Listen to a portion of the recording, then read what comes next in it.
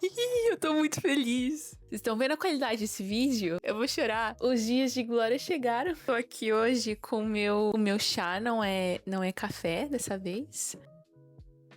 Olha só que lindinho. Ganhei da Giovana. Obrigada, Giovana. Não sei se eu vou conseguir parar de sorrir, tá? Eu já peço perdão. Na verdade, eu preciso.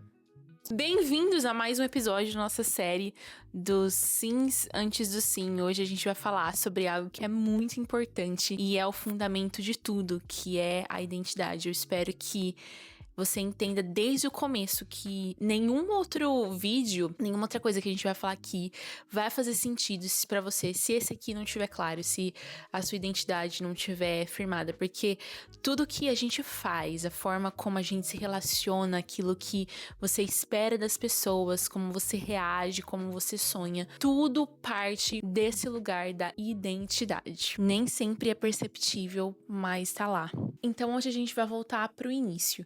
E eu vou te fazer 3 perguntas pra você refletir aqui, que elas parecem simples, mas elas carregam uma profundidade muito grande. A primeira é: quem é você? Nossa, que profundo. Pra que você foi criada? E o que Deus diz sobre você? E eu quero te lembrar que essas respostas, elas já estão na Bíblia. A gente não vai inventar nada novo aqui. A gente vai simplesmente voltar pro básico. A verdade é que a gente complica demais, quando na verdade é muito simples. Eu só não disse que é fácil. É simples, mas nem sempre é fácil. Talvez seja difícil justamente porque é simples. E a nossa tendência é sempre complicar tudo. Mas eu posso te garantir, se você entender esse fundamento, muitas áreas da sua vida vão florescer. Porque tudo parte da identidade. Tem uma frase da Elizabeth Elliot que fala assim: você crê em um Deus que controla as coisas grandes, precisa crer num Deus que controla as coisas pequenas. E isso fala diretamente sobre a nossa identidade. Porque muitas vezes é fácil pra gente acreditar que Deus se move no grande, que ele abre o mar, que ele transforma, que ele cura. Mas quando são coisas pequenas, a forma como a gente pensa, a forma que a gente enxerga, a forma como nós pensamos sobre nós mesmos,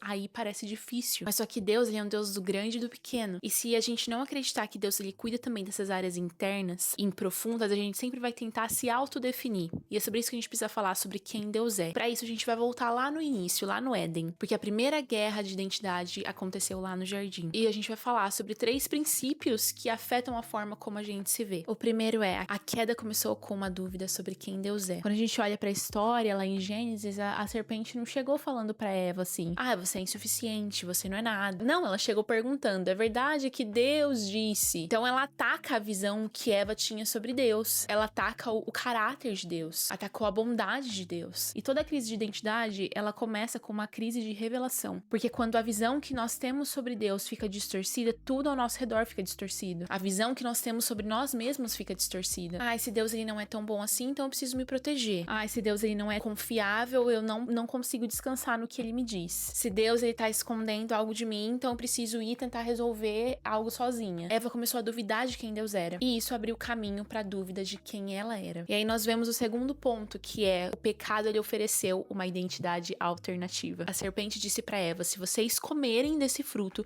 vocês serão como Deus. Só que o ponto aqui é que Eva já era a imagem e semelhança de Deus. Ela já carregava aquilo que realmente importava. Mas o inimigo, ele ofereceu algo distorcido pra algo que Eva já tinha. E aí é nesse lugar que nasce a comparação, a insegurança, a performance, a sensação de insuficiência, uma busca por uma eterna aprovação. Quando a nossa identidade não tá firmada em Deus, nós tentamos construí-la com as próprias mãos. O terceiro ponto é que depois do pecado, a identidade se esconde. Assim que Adão e Eva, eles comem do fruto, eles percebem que eles estão nus. E aí é nesse lugar que a vergonha entra, o medo entra. E a primeira reação deles é se esconder, porque uma identidade ferida sempre acaba se escondendo. E aí nós vemos na história que Deus, ele vem e começa a chamar Adão e Eva: onde vocês estão? E essa pergunta de onde vocês estão não é uma pergunta geográfica, porque Deus sabia exatamente onde Adão e Eva estavam. É uma pergunta de identidade. Em que lugar do coração de vocês estão? Por que vocês se afastaram? Por que vocês estão com medo? Porque quando a nossa identidade é distorcida, a nossa tendência é se esconder. É esconder os nossos sentimentos, esconder as nossas feridas, esconder vulnerabilidade e tentar se esconder até de Deus. Mas a boa notícia é que Jesus, ele restaura a nossa identidade. E a gente vê que se a queda, ela feriu a identidade nesses 3 aspectos que eu falei pra vocês, Jesus, ele traz restauração nesses mesmos 3 aspectos. Porque Jesus, ele revela quem é o Pai. Lá em João 14:9, Jesus diz: quem vê a mim vê o Pai. Jesus, ele veio para corrigir a visão distorcida que nós tínhamos sobre Deus. O segundo ponto é que Jesus diz quem nós somos. Através de Jesus, nós podemos ser chamados filhos de Deus. Então,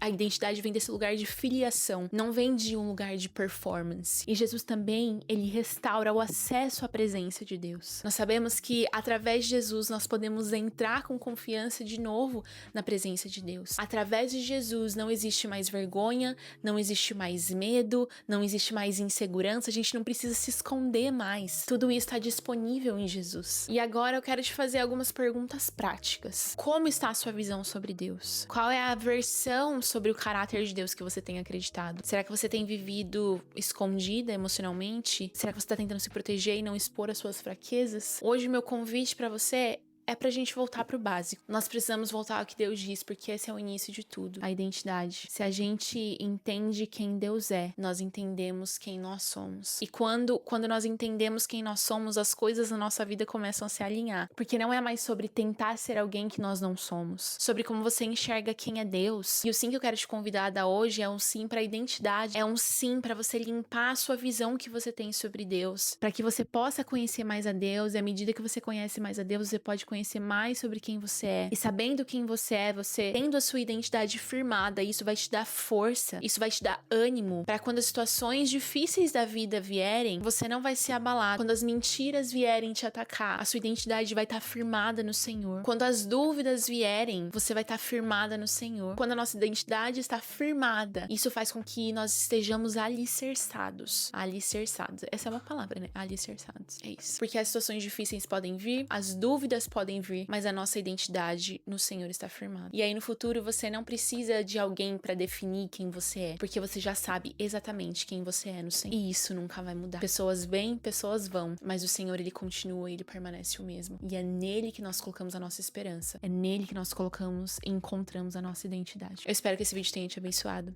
e eu vejo você na próxima. Tchau!